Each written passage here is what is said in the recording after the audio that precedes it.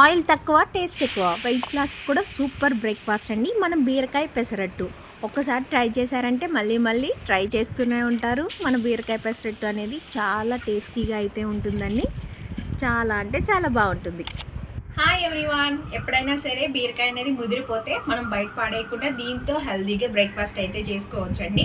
ఈరోజు అయితే నేను దీంతో బీరకాయ పెసరట్టు అనేది చేయబోతున్నాను. ప్రోటీన్ రిచ్ ఫుడ్ కూడా, అండ్ అలాగే వెయిట్ లాస్ కూడా చాలా ఉపయోగపడుతుందండి. ఈ బ్రేక్ఫాస్ట్ అనేది చాలా ఈజీగా సింపుల్ ఇంగ్రీడియంట్స్తో అయితే చూపిస్తాను.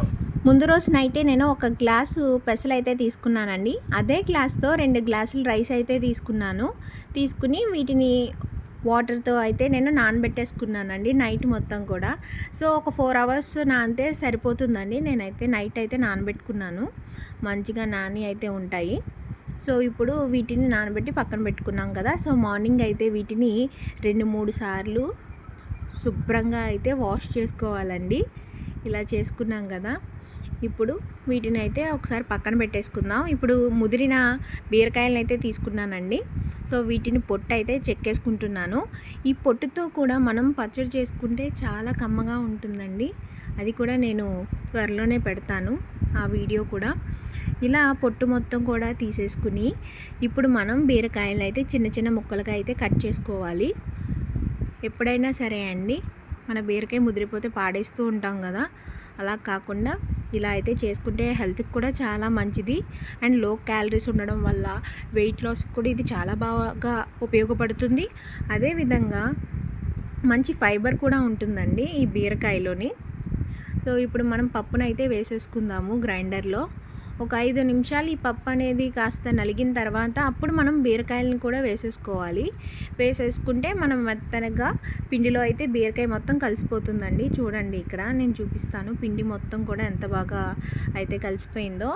ఇప్పుడు సాల్ట్ అనేది వేసేసుకుంటున్నాను. సాల్ట్ వేసేసుకుని బాగా కలుపుకున్న తర్వాత ఇప్పుడు పానం పెట్టుకుని హీట్ అయిన తర్వాత ఆయిల్ వేసుకుని ఇప్పుడు దోశలు అయితే వేసేసుకుంటున్నానండి. ఇప్పుడు దీంట్లో కొద్దిగా జీలకర్ర అయితే వేసుకుంటున్నాను. అలాగే సన్నగా కట్ చేసిన ఉల్లిపాయ ముక్కల్ని కూడా ఇప్పుడు నేను వేసుకుంటున్నాను. ఇక్కడ కాస్త స్పైసీ తినేవాళ్ళు పచ్చిమిర్చి ముక్కల్ని కూడా వేసుకోవచ్చండి.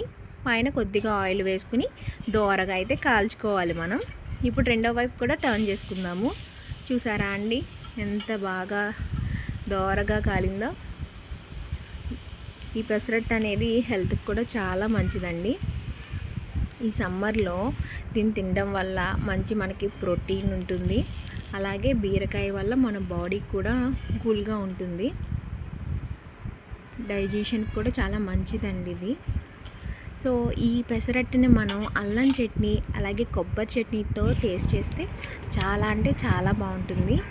మీరు కూడా ట్రై చేయండి ఈ క్రిస్పీ బీరకాయ పెసరట్టు.